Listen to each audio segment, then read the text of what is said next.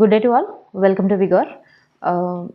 జనరల్గా మనం weight loss programmes plan చేస్తున్నా, లేదంటే ఒక డైట్ ఫాలో అవ్వాలి అనుకుంటున్నా. So the very first thing we do is cutting the carbohydrate intake, right?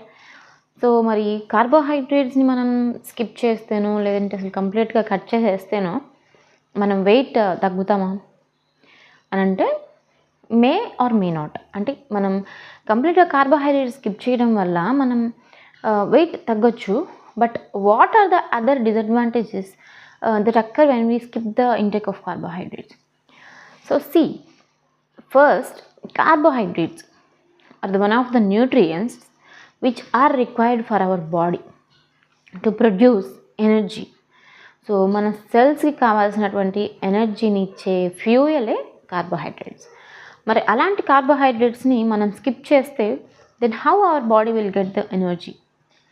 So carbohydrates instant ఎనర్జీని, అలాగే మన బాడీకి కంప్లీట్గా కంపల్సరీగా కావాల్సినటువంటి వన్ ఆఫ్ ద న్యూట్రియంట్ అనమాట.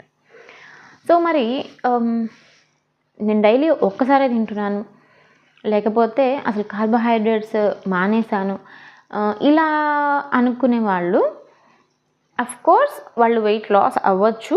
బట్ కానీ బాడీకి వెయిట్ లాస్ అవ్వడంతో పాటు దానికి కావాల్సినటువంటి న్యూట్రియంట్స్ సప్లై చేయడం కూడా అంతే ఇంపార్టెంట్.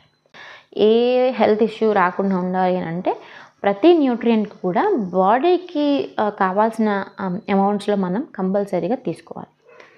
సో ఎంత quantity of carbohydrate is healthy అని అంటే కనుక, సో అది ఆ పర్సన్ ఏజ్, వాళ్ళ సెక్స్ ఏంటి, వాళ్ళ బాడీ మాస్ ఏంటి, అలాగే వాళ్ళ హైట్ ఏంటి, వాళ్ళ లైఫ్ స్టైల్ ఎలా ఉంది, వాళ్ళు యాక్టివ్గా ఉన్నారా, సెడెంటరీగా ఉన్నారా, లేకపోతే వాళ్ళ స్లీపింగ్ హ్యాబిట్స్ ఎలా ఉన్నాయి, if they are stressed, anxiety, in depression, so ఇవన్నీ కూడా మ్యాటర్ అవుతాయి అన్నమాట.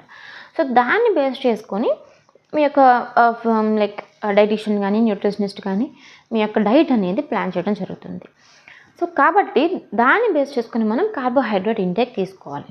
నెక్స్ట్ మనం ఫర్ ఎగ్జాంపుల్ రైస్ తీసుకుంటే వైట్ రైస్కి బదులు will go for millets or brown rice అనుకుంటే, కంపేర్ చేసినప్పుడు బ్రౌన్ రైస్లో కార్బోహైడ్రేట్స్ అసలు ఉండవనా?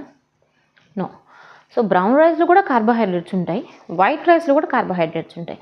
Then what is the difference అంటే, సో వైట్ రైస్లో మనకి సింపుల్ కార్బోహైడ్రేట్స్ ఉంటాయి, బ్రౌన్ రైస్కి వచ్చేసరికి కాంప్లెక్స్ కార్బోహైడ్రేట్స్ ఉంటాయి. So what is the difference between the simple carbohydrates, complex carbohydrates అంటే, simple carbohydrates are the simple sugars. So ఇవేంటంటే బాడీ ఈజీగా డైజెస్ట్ చేస్తుంది, ఈజీగా అబ్జర్వ్ చేసేసుకుంటుంది.